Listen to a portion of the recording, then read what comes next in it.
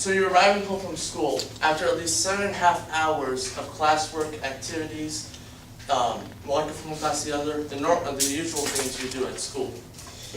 You arrive at home and you have been assigned homework that you can only do at home, like homework from your least favorite course subject, a project that takes weeks of effort to complete, or rehearsal for a play, a concert, or in this case, a speech.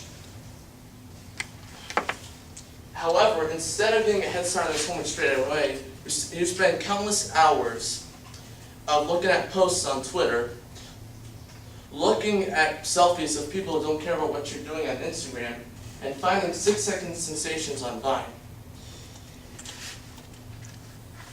You spend countless hours on it, you procrastinate your at-home assignments, and before you know it, it's 10 a.m., you only get done with 25% of the homework if you're lucky.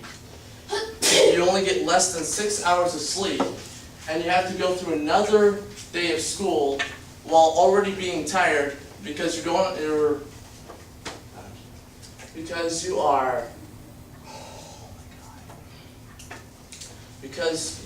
concerned about what's going on out there instead of what's going on here.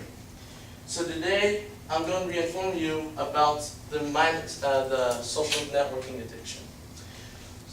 Okay. No, wait, I didn't tell you to click again. So let's start off by giving you guys the statistics. The first set of statistics will be based off the top 2 social networking sites that you guys use the most, and the third social networking site that is still the most popular social networking site in the world, yet only 2 of you guys said you use it the most, and that would be Facebook. So take a look at this first statistic. How many tweets were sent on the day of September 30th, 2014? 1 million? 5 million? 10 million? 50 million? In fact, not even close. Because the amount of tweets that were sent on the day of September 30th, 2014 were approximately 672.5 million tweets. That's like one tweet for every 10 or 11 people. And how about the average time spent on a social networking site? Well, the average time spent on a social network visit on Facebook is 20 minutes, and the amount of hours that were spent on watching a video each month on YouTube were over 16 hours.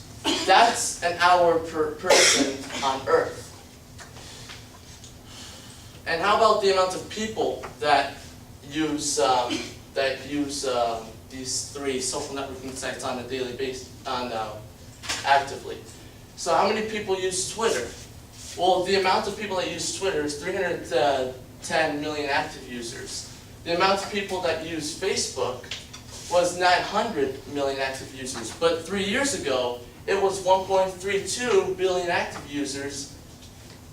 And on YouTube, there's still over a billion active users. And God, I'm sorry.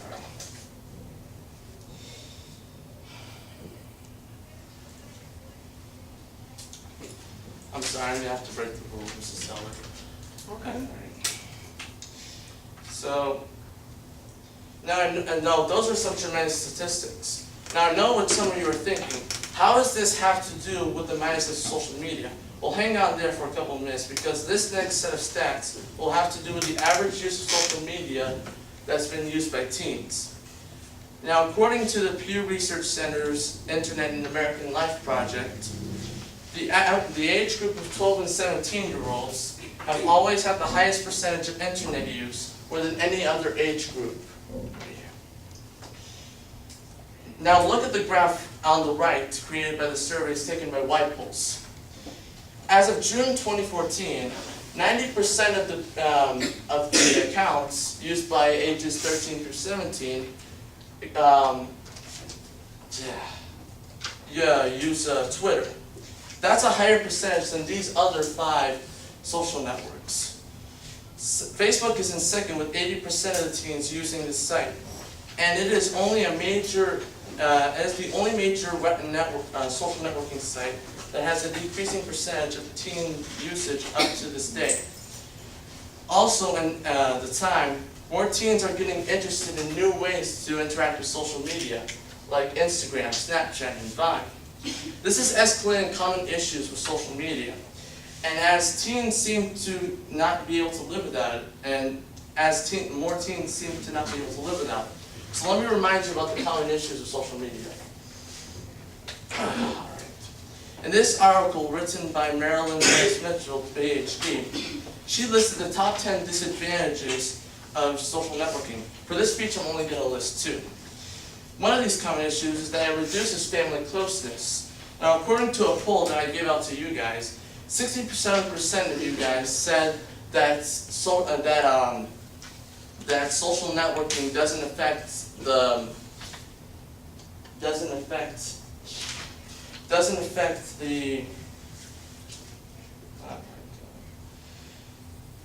that doesn't make you forget about the people you love.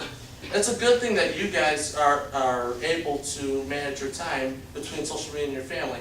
Unless you're assuming that you're using social media, no matter how many hours a day you use it, doesn't bother your family at all. So I gotta ask this question. Sorry about that. Nope, keep going. So I gotta ask this question. Click it in. Is social networking with almost complete strangers more important than the people that you love? The second one, another common issue is that it causes distractions. According to my poll, 83% of you guys said that that you would accomplish more in your life without wasting hours on social media. And 92% of you said that social media is one of the reasons why you guys procrastinate, whether it's a big problem or small. And since you guys already know that it's a distraction for you, are you really going to let social networking control your life?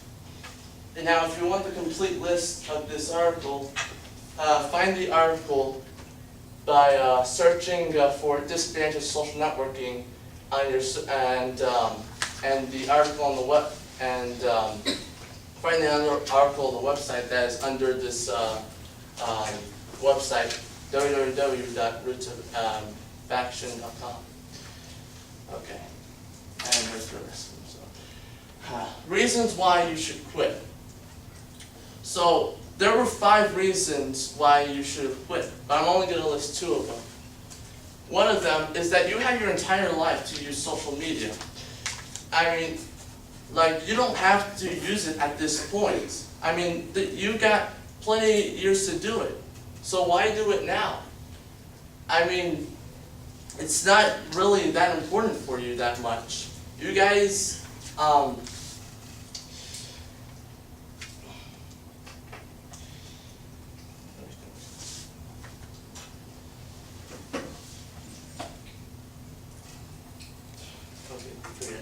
okay. Second one is that not using social media to communicate at this age allows you to be taught the proper way to chat in a conversation with others. So what's better, a texting conversation with your friends or having those friends hang out with you outside of the house? And if you want to find the article, just type in, are you a bad parent if you say no to social media to your kids, and you'll find it. So here's some ways to limit your time with social networking. Shorten your social media use by 50% each month. So if you're using 6 hours a day, limit that to 3 hours, and then the next month, 1.5 hours. Another way you can do it is that you can unfollow or unsubscribe to the channel or page that you guys have been that you guys don't really pay attention to. Yeah, right there. And another thing you can do is that you can only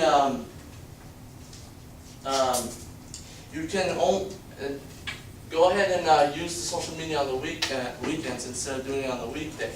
If all 3 of those don't work for you, then just quit social media altogether. And don't be like this guy right here. And replace social media with something useful. You know that you got a lot of homework to do and a lot of schoolwork to do, so go ahead and do your homework. Do the stuff that is more important to you at school, because social networking is still going to be there. You don't have to waste your time with it right now. You can go ahead and do your work. And also, try to follow your dream. Go out there and try to do what you want to do. And try to go on the road to success. Like, what is your dream? Go ahead and try to follow it, and don't let anything distract you. Now, since I already concluded with the minuses of social media, I want to ask you guys this question. Are you willing to give up countless hours of social media for something that you always dreamed of becoming? I hope, or no. I want you guys to know the social media, that social media is a distraction to you, and you should be able to overcome it. Before I go, I want you guys to look up this video right here. Look up. If you guys haven't seen this video, go ahead and check it out. It's a 5-minute video of a guy that writes a poem over like the people using social media all the time, and that social media isn't that important. Go ahead and go out there and do some other useful things for your life. Thank you very much.